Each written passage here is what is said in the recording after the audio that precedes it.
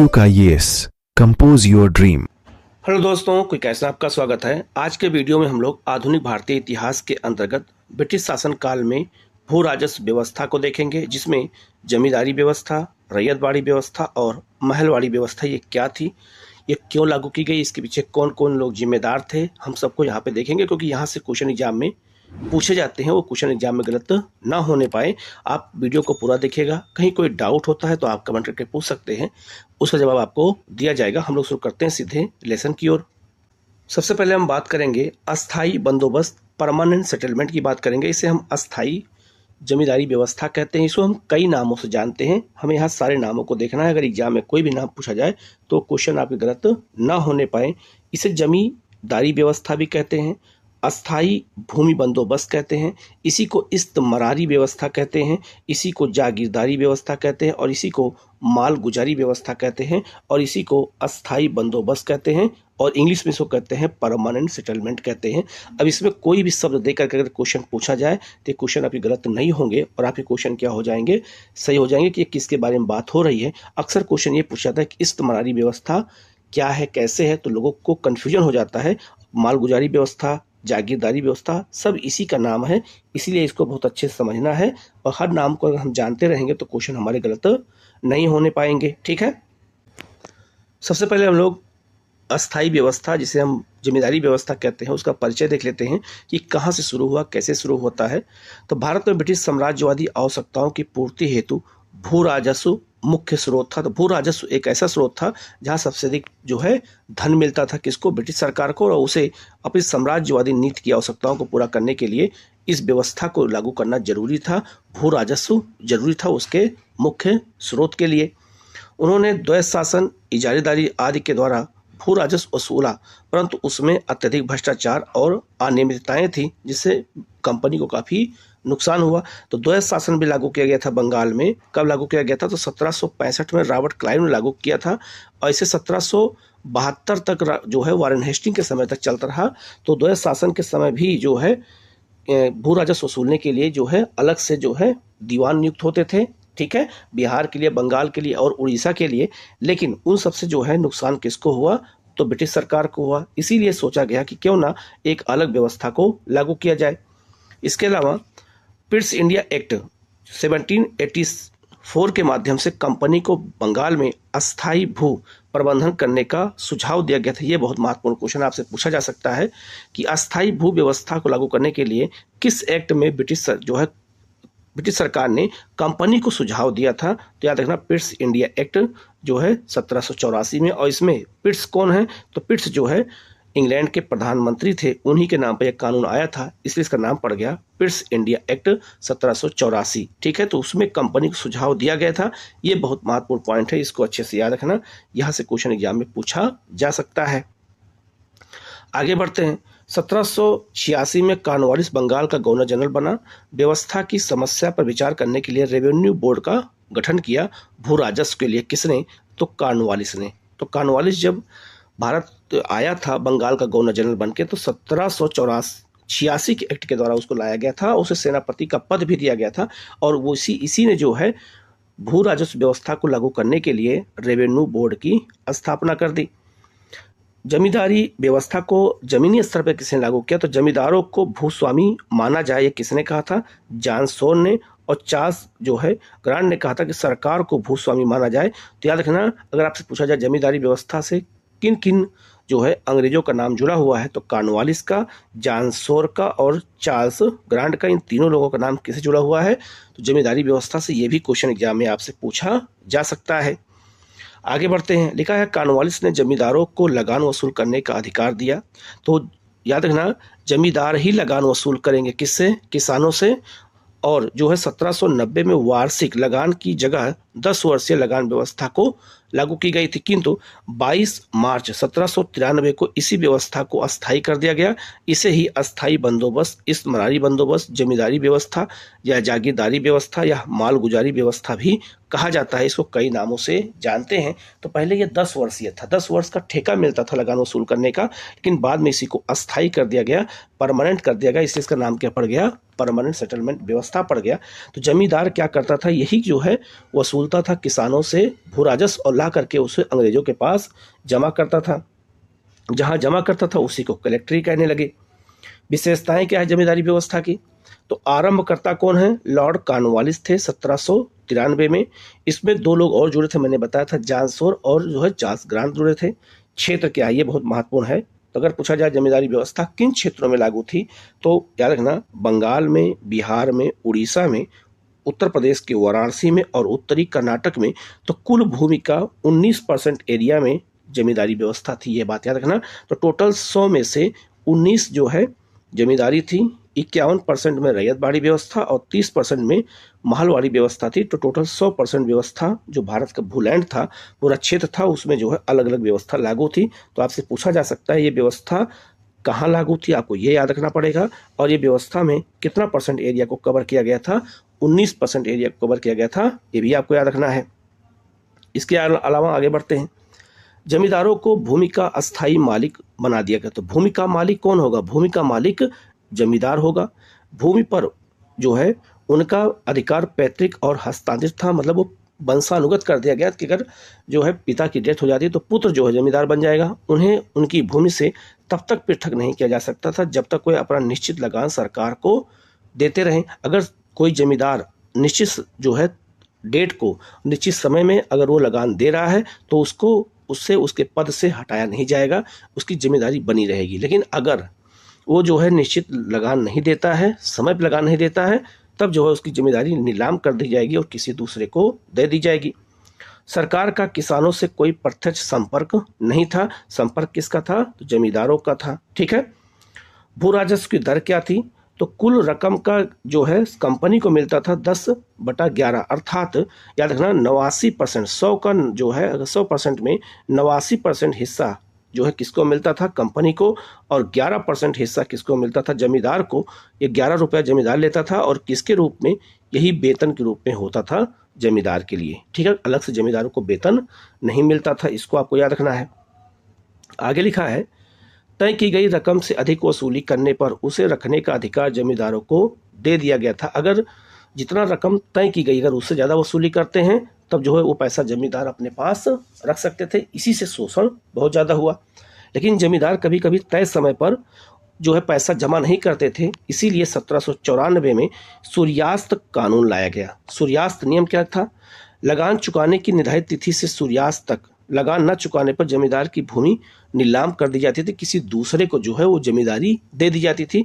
याद रखना, जिस डेट को अगर अंग्रेजों ने कह दिया, वो तय कर दिया कि इस डेट तक आपको जो है भू राजस्व जमा करना है कलेक्ट्री में, अगर वो नहीं जमा करते थे तो सूर्यास्त के बाद वो उनकी जो है जमींदारी व्यवस्था ले ली जाती थी और किसी दूसरे जमींदार को दे दी जाती थी।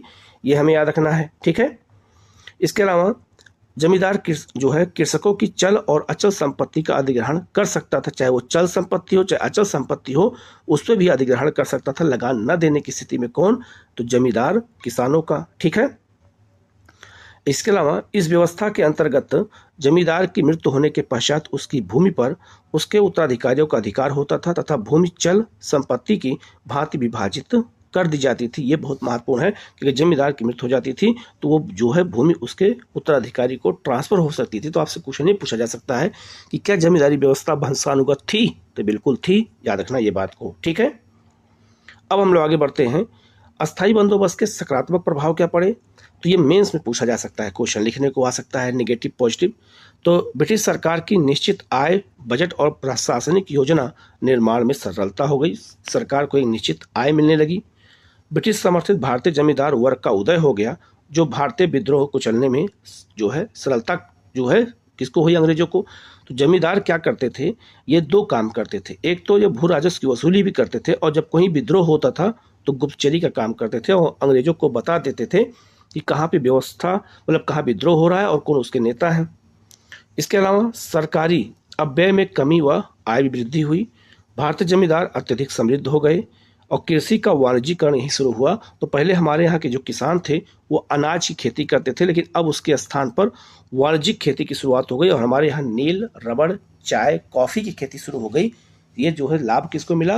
अंग्रेजों को मिला। भारत में उद्योग, व्यापार और जो है शैक्षिक विकास हुआ और राष्ट्रीय आंदोलन में सहायता मिली। किसको? याद रखना, ये सब सकारात्मक प्रभाव पड़ा। तो राष्ट्रीय आंदोलन जब होता था तो अंग्रेजों को हेल्प मिल जाती थी जमींदारों के द्वारा। ठीक है। नकारात्मक प्रभाव क्या पड़ता है अस्थायी बंदोबस्त का? तो कृषक दुर्दशा बढ़ गई, किसान बहुत ज़्यादा गरीब हो गए और बहुत ज़्यादा गरीबी में चले गए। भूमि के परंपरागत अधिकारों की समाप्ति हो गई। जमींदारों द्वारा अधिक जो है उत्पादन हेतु प्रताड़ना की गई, किसानों की बहुत ज़्यादा उनको मारा पीटा गया। कृषक कर्जदार होते चले गए। अब कृषक कर्जदार कैसे होते चले गए? ये एक व्यवस्था थी, एक सिस्टम था, कैसे किसानों को फंसाया जाता था। तो किसान एक सादे कागज पर किसानों से अंगूठा ले लेते थे। कौन? महाजन। और महाजन जो है से पैसा ले करके वही किसान उस पैसे को जमींदारों को देता था कर के रूप में, और बाद में उस पर जो है जमींदार लिख देता था या साहूकार लिख देता था कि ज़मीन इन्होंने आप हमारे नाम कर दिया है। तो जो किसान अपने खेत पे खेती करते थे वही जो है महाजनों की ओर से जा करके मजदूरी करने लगे, अपने ही खेत में मजदूर बन गए। ठीक है। तो इस तरह से जमींदार और महाजन फंसाते थे। इसीलिए हमारे यहाँ जितने भी विद्रोह हुए हैं उसमें इनकी भी बहुत बड़ी भूमिका है। शोषण इनका बहुत ज़्यादा जो हुआ था महाजनों का, और किसका? तो साहूकारों का। इसके अलावा कृषि के वाणिज्यीकरण से खाद्यान्न उत्पादन में हमारे देश में क्या हो गई? कमी हो गई। दुर्वासी जमींदार प्रथा से जो है उप सामंतीकरण शुरू हो गया। हमारे यहाँ जो है सामंती व्यवस्था शुरू हो गई। कृषि उत्पादकता में कमी हुई और भूमि का क्रय विक्रय होने लगा, जमीनें यहाँ पर बिकने लगी। ठीक है। निष्कर्ष के रूप में अगर देखें तो अस्थायी बंदोबस्त ने कृषि आधारित अर्थव्यवस्था को बाहरी चोट पहुंचाई। किसानों का निर्धनीकरण हुआ, मतलब किसान बहुत गरीब हो गए, और अकाल की बारंबारता बढ़ती चली गई। इस पद्धति को लागू करने में ब्रिटिश ने इस दृष्टि से साहसी माना जाता है कि उन्होंने पहली बार संपत्ति अधिकारों को स्पष्ट पहचान दी और जमींदार बिचौलियों को भूस्वामी मान लिया गया। तो जमींदार क्या हो गए? एक बिचौलिया हो गए। ये बहुत महत्वपूर्ण है। तो जमींदारी व्यवस्था ने हमको बहुत ज़्यादा नुकसान पहुंचाया। 19% एरिया में ये व्यवस्था लागू थी। इसको हमें अच्छे से याद रखना है। यही सबसे क्वेश्चन एग्जाम में पुटअप होते हैं। तो क्वेश्चन आपके गलत नहीं होने चाहिए। ठीक है। इसके अलावा जमींदारी व्यवस्था के क्या उद्देश्य थे? तो भू राजस्व की अधिकतम राशि अस्थायी रूप से प्राप्त करना, भारत में एक ऐसे समर्थक वर्ग का निर्माण करना जो ब्रिटिश सहयोगी हो जमींदारों को, प्रशासनिक कठिनाइयों से बचते हुए ब्रिटिश आर्थिक हित प्राप्त करना, और कृषि का विकास करना। ये इनका उद्देश्य था, लेकिन कृषि का विकास हुआ नहीं, उद्देश्य तो बनाए रखा था। तो याद रखना जमींदारी व्यवस्था के बारे में कौन क्या कथन कहा है, ये भी एग्जाम में पूछ देते हैं। तो आरसी दत्त ने कहा था कि यदि अस्थायी बंदोबस्त का उद्देश्य बंगाल में पूर्णतया राजभक्त जमींदारों को उत्पन्न करना था, तो इस उद्देश्य की पूर्ति में अत्यधिक सफलता प्राप्त हुई। किसको? अंग्रेजों को। ये किसने कहा था? आरसी दत्त ने कहा था जमींदारी व्यवस्था के बारे में। पीई रॉबर्ट्स के अनुसार इन्होंने क्या कहा? अस्थायी जो है भूमि व्यवस्था ने ब्रिटिश शासन को अस्थायित्व और लोकप्रियता प्रदान की। प्रांत को सबसे अधिक समृद्धशाली बनाने में सहायता भी मिली। किसको? जो है अंग्रेजों को, अस्थायी बंदोबस्त से। ये सब कथन भी एग्जाम में पूछ देते हैं कि किसने कहा है। आरसी दत्त ने यह भी कहा था कि लॉर्ड कॉर्नवालिस का 1793 का अस्थायी बंदोबस्त बुद्धिमत्तापूर्ण और सफल था, जिसने भारत में ब्रिटिश शासन के अस्थायित्व को योगदान दिया। इससे भी बहुत सफलता मिली अंग्रेजों को। बेबरीज के अनुसार यह भयानक भूल तथा अन्याय पर आधारित योजना थी, जिसमें केवल जमींदारों के साथ समझौता हुआ था, जबकि कृषकों के अधिकारों की जो है पूर्ण रूप से उपेक्षा की गई। तो किसानों के साथ जो है बहुत अन्याय हुआ। ये जो है किसने कहा था? तो ये बेबरीज ने कहा था। इस विषय में जो है कारवर महोदय ने क्या कहा? ये भी एक विद्वान थे। इन्होंने कहा कि इस व्यवस्था ने जो है अनुपस्थित जमींदारों को एक ऐसा वर्ग निर्मित किया जो ग्रामीण अर्थव्यवस्था के लिए युद्ध, अकाल और महामारी जैसा घातक सिद्ध हुआ। तो इन्होंने कहा कि जमींदारी व्यवस्था ने जो है एक तरह से पूरे जो है ग्रामीण व्यवस्था को भी नष्ट कर दिया। इसके अलावा पीई रॉबर्ट्स के अनुसार यदि अस्थायी बंदोबस्त केवल 10 या 20 वर्षों के लिए लागू होता तो निश्चित ही जो है उत्तरवर्ती बाद में आने वाली त्रुटियों को दूर किया जा सकता था। ये भी किसने कहा था? तेलंगाना पीई रॉबर्ट्स ने कहा था। तो ऐसे कुछ कथन भी एग्जाम में पूछ देते हैं। अगर नहीं पूछते हैं तो मेंस में इसको हम मेंशन कर सकते हैं, वहाँ हमको अच्छा नंबर मिल सकता है। अब हम बात करेंगे रैयत बाड़ी व्यवस्था। तो रैयत बाड़ी व्यवस्था में याद रखना, रैयत का मतलब होता है किसान। यहाँ रैयत का मतलब क्या होता है? किसान होता है। और इस व्यवस्था में जमींदार नहीं थे। इस व्यवस्था में सीधे अंग्रेजों ने किसानों से समझौता किया था, इसीलिए इसका नाम पड़ गया रैयतवाड़ी व्यवस्था। और इस व्यवस्था की शुरुआत सबसे पहले किसने किया था भारत में? तो शेर शाह सूरी ने किया था, ये बात याद रखना, ठीक है। आगे बढ़ते हैं। पृष्ठभूमि। दक्षिण पश्चिम भारत में जमींदार वर्ग की अनुपस्थिति। याद रखना, जहां जमींदार नहीं थे वहीं इस व्यवस्था को लागू किया गया, खासकर दक्षिण और पश्चिमी भारत में। तो जहां जमींदार वर्ग नहीं था वहां सीधे किसानों से समझौता किया गया, इसलिए उसका नाम रखा गया रैयतवाड़ी व्यवस्था। इसके अलावा अस्थायी बंदोबस्त से ब्रिटेन की को अपेक्षा अनुसार राजस्व न मिलना, ये भी उसमें कमी देखी गई। बाद में पता चला कि जो है जमींदारी व्यवस्था से बहुत सारी कमियां हुई, बहुत सारा नुकसान ब्रिटिश सरकार को हुआ। यूरोप में जो है इसका समर्थन किसने किया था? यूरोप में व्यवस्था आई कहाँ से? कि यूरोप में बेंथम, रिकॉर्डो, जेम्स मिल को उपयोगितावादी विचारधारा से ये प्रभावित था, ठीक है, रैयतवाड़ी व्यवस्था। परिचय की बात कर लेते हैं। तो याद रखना, कर्नल रीड जो है 12 महल मद्रास में इस व्यवस्था को लागू किए थे। कब? 1700 याद रखना 92 में। तो याद रखना कर्नल रीड इससे जुड़े हुए हैं। दूसरा थॉमस मुनरो को ही जो है इस व्यवस्था का जन्मदाता माना जाता है, इन्होंने सबसे पहले ये बात कही थी। यहाँ लिखा भी है कि 1792 में कैप्टन रीड के प्रयासों से रैयतवाड़ी व्यवस्था को सर्वप्रथम तमिलनाडु के 12 महल जिले में लागू किया गया था। तो 12 महल जिले जो है मद्रास उसमें था, जिसे आज हम तमिलनाडु कहते हैं। तो कैप्टन रीड ने इसको शुरू किया था, लेकिन जन्मदाता कौन था? तो थॉमस मुनरो था। और इसके अलावा एल्फिस्टन इससे जुड़े हुए हैं। तो इससे 5 अंग्रेजों के नाम जुड़े हुए हैं। ये क्वेश्चन भी एग्जाम में पूछा जा सकता है कि कौन कौन रैयतवाड़ी व्यवस्था से जुड़ा है। तो कर्नल रीड हैं, थॉमस मुनरो इसके संस्थापक ही थे, एल्फिस्टन हैं, और बाद में सुधार किसने किया था? गोल्ड स्मिथ और बिगेट ने किया था। तो 5 लोग जो है इससे जुड़े हुए हैं। इन 5 लोगों का आपको नाम याद रखना पड़ेगा, ये क्वेश्चन एग्जाम में जो पूछा जा सकता है। और ये व्यवस्था लागू कहाँ हुई थी पहली बार? तो 12 महल जिले में लागू हुई थी। इसके अलावा पूछा जाएगा आपसे कि रैयतवाड़ी व्यवस्था कहाँ कहाँ लागू थी? तो मद्रास, बम्बई, पूर्वी बंगाल, असम और कुर्ग में लागू थी। तो याद रखना, उस समय कर्नाटक को कुर्ग कहते थे, कुर्ग में लागू थी। और ये पूरे भारत के 51% क्षेत्र में लागू थी। तो रैयतवाड़ी और महलवाड़ी और जो आपका क्या कहते हैं जमींदारी व्यवस्था में सबसे अधिक व्यवस्था किस क्षेत्र पर लागू थी? तो रैयतवाड़ी लागू थी 51% क्षेत्र पर, यह आपको याद रखना है। क्षेत्र, इसकी विशेषताओं की बात करें तो रैयत मतलब होता है किसानों को भूस्वामी मानकर उनसे प्रत्यक्ष भू राजस्व जो है समझौता किया गया। तो याद रखना, जमींदारी व्यवस्था में भूमि का स्वामी जमींदार को माना गया था, लेकिन रैयतवाड़ी व्यवस्था में भूमि का स्वामी किसान स्वयं है, ठीक है। ये सब बारीकियां इनको ध्यान देना है। रैयतों का पंजीकरण हुआ, कृषि भूमि का सर्वेक्षण कराया गया और भूमि विक्रय का अधिकार दिया गया कि भूमि वो किसान बेच भी सकते हैं। ये सही सब क्वेश्चन एग्जाम में पूछे जाते हैं पॉइंट बना करके। भू राजस्व की दरें क्या थी? तो रैयतवाड़ी व्यवस्था में कृषक ही भूस्वामी होता था, जिसे भूमि की कुल उपज का 55% से 33% के बीच लगान कंपनी को अदा करना होता था, ठीक है। तो अधिकतम टैक्स कितना था? 55%, और मिनिमम कितना था? 33%। तो यहाँ 32 नहीं हो सकता है, यहाँ 56 नहीं हो सकता है, अधिकतम 55 और जो है न्यूनतम 33 के बीच में ही टैक्स उनको देना पड़ता था। लेकिन यहाँ एक कमी क्या थी? ये फिक्स नहीं है, किसी से जो है 55 से लिया जा सकता है, किसी से 33 लिया जा सकता है। पुनर्निर्धारण 20 से 30 वर्षों के लिए मत होना था। सरकारी कर्मचारी इसको वसूलते थे, ठीक है। लगान न चुकाने हेतु तो किसान अपनी भूमि गिरवी रख सकते थे। महाजनी व्यवस्था द्वारा कृषकों का शोषण हुआ, तो महाजन साहूकारों ने उनकी जमीनों पर कब्जा कर लिया, ठीक है। और बंजर भूमि पर सरकारी स्वामित्व हो गया कि जो बंजर भूमि थी, जो कृषि नहीं होती थी, उस पर सरकार ने अधिकार कर लिया। रैयतवाड़ी व्यवस्था के 2 उद्देश्य क्या थे?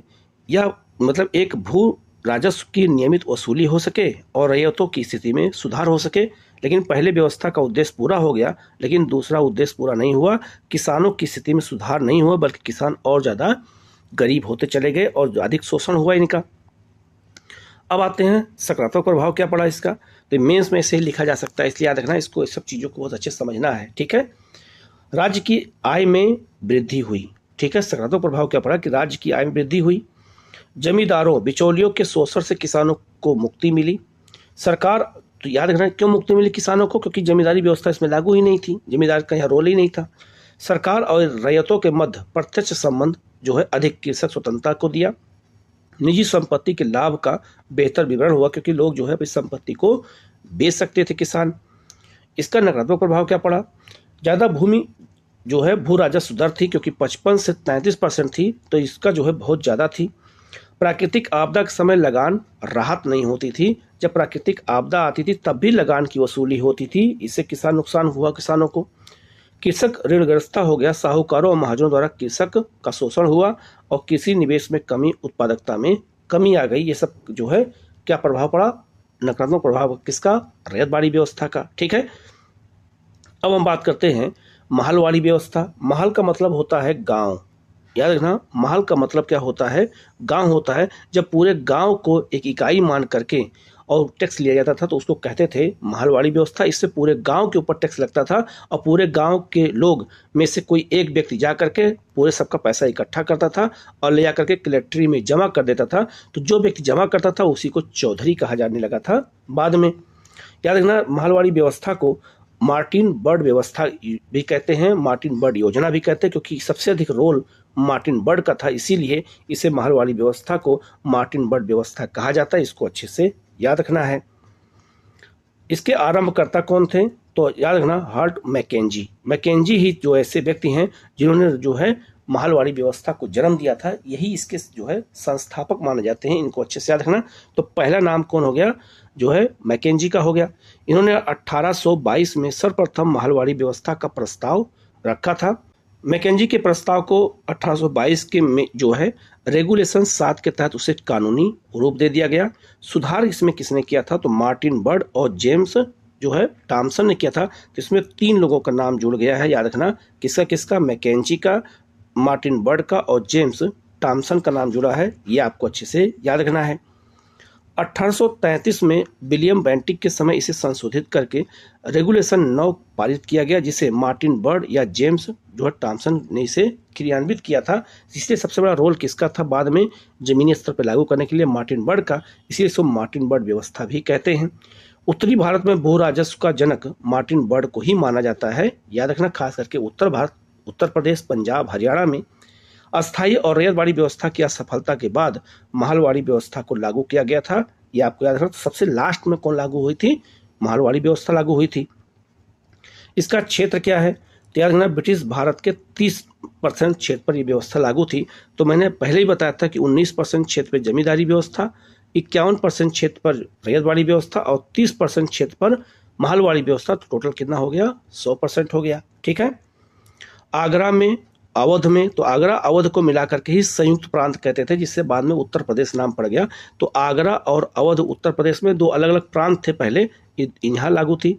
मध्य प्रांत में लागू किया गया, पंजाब में लागू किया गया, उत्तर पश्चिमी और दक्षिणी भारत के कुछ हिस्से में से लागू किया गया। तो उत्तर प्रदेश में अगर पूछा जाए कि कौन सी व्यवस्था थी, तो ये जो है आप याद रखना, जो है महलवाड़ी व्यवस्था थी और बिहार में जमींदारी व्यवस्था थी। भू राजस्व समझौता महल गांव या गांव के समूह से किया जाता था, मतलब इसमें ना तो जमींदार से होता था। याद रखना, इस बहुत इंपॉर्टेंट चीज है कि भू राजस्व जो व्यवस्था है, ये समझौता किसके साथ होता था, तो पूरे गांव के साथ होता था, पूरे गांव के समूह के साथ होता था, ना कि जमींदारों के साथ और ना ही किसानों के साथ होता था। इसमें पूरे गांव के साथ होता था। क्या था इसमें, इस व्यवस्था में भू राजस्व का निर्धारण महल या समूचे गांव के उत्पादन के आधार पर किया जाता था। पूरा गांव का जो उत्पादन होता उस पर को जो है इकाई मान के किया जाता था। और महल के समस्त कृषक भूस्वामियों के भू राजस्व का निर्धारण संयुक्त रूप से किया जाता था, जिससे गांव के लोग अपने मुखिया या प्रतिनिधियों के द्वारा एक निर्धारित समय सीमा के अंदर लगान की अदायगी की जिम्मेदारी अपने ऊपर लेते थे। तो पूरे गांव का पैसा जो इकट्ठा करता था उसी को बाद में मुखिया या बाद उसी को चौधरी कहा जाने लगा, और वही जाके उस सारे पैसे को जमा कर देता था। कहाँ पर, कलेक्ट्री में, वहाँ सबको नहीं जाना पड़ता था। विशेषता क्या थी, लगान के निर्धारण हेतु महल या गांव समूह को इकाई मान लिया गया। ब्रिटिश सरकार गांव के मुखिया से राजस्व वसूलता था, लेकिन समझौता पूरे गांव से होता था। लेकिन वसूली जो है जमा कौन करता था, मुखिया जमा करता था। भू राजस्व की दर 66% निश्चित की गई थी, जिसे आगे बेंटिंग ने इसे 60% और डलहौजी ने इसे 50% तक घटा दिया था। ये भी याद रखना। सबसे पहले से ये 66% थी, बाद में 60 और बाद में फिर डलहौजी ने इसको 50% कर दिया था। इसको थोड़ा याद रखना, पूछा जा सकता है। इसके अलावा ग्राम प्रधान या जमींदार को कृषकों से प्राप्त राजस्व का जो है कितना, तो 83% हिस्सा ब्रिटिश सरकार को देना होता था। इसमें लगान न देने पर किसानों की भूमि ग्राम सभा के अधीन कर दी जाती थी। कि वो ग्राम सभा जमीन हो जाएगी, अब वो जमीन तुम्हारी नहीं रहेगी। लगान निर्धारण हेतु मानचित्रों और जो है पंजियों का प्रयोग किया गया, पैमाने का प्रयोग किया गया, जिसकी जो है लगान को अच्छे से निर्धारित किया जाए जिससे किसी को नुकसान न होने पाए। अतः हम कह सकते हैं कि ब्रिटिश भू राजस्व नीति का मुख्य उद्देश्य अत्यधिक भू राजस्व की प्राप्ति करना था, जिससे किसानों का अत्यधिक शोषण हुआ और इसकी अभिव्यक्ति किसान और जनजातीय विद्रोह के रूप में हुई। तो याद रखना, इतना ज़्यादा शोषण हुआ, इतना ज़्यादा भू राजस्व की वसूली की गई कि हमारे देश में जो किसान और जनजातीय विद्रोह और खास करके 1857 का विद्रोह हुआ, उसमें भी बड़ा रोल किसे निभाया? तो अंग्रेजों की भू राजस्व व्यवस्था ने। इन तीनों व्यवस्थाओं ने किसानों को सबसे अधिक पंगु बना दिया। जो किसान अपने खेतों में काम करते थे वही अपने ही खेतों में मजदूरी का काम करने लगे। उनकी ज़मीनों पर जो है महाजनों और जमींदारों ने कब्जा कर लिया। तो ये तीनों व्यवस्था को अच्छे से देखिएगा। कहीं कोई डाउट हो तो आप कमेंट करके पूछ सकते हैं। वीडियो आपको कैसा लगा कमेंट करके जरूर बताइएगा। इसी तरह के मॉडर्न इंडिया के आपको टॉपिक सारे मिलते रहेंगे, जिससे आपके कॉन्सेप्ट क्लियर हो जाए और 70 BPSC और UPPCS में क्वेश्चन आए तो गलत ना होने पाए। Okay, thank you.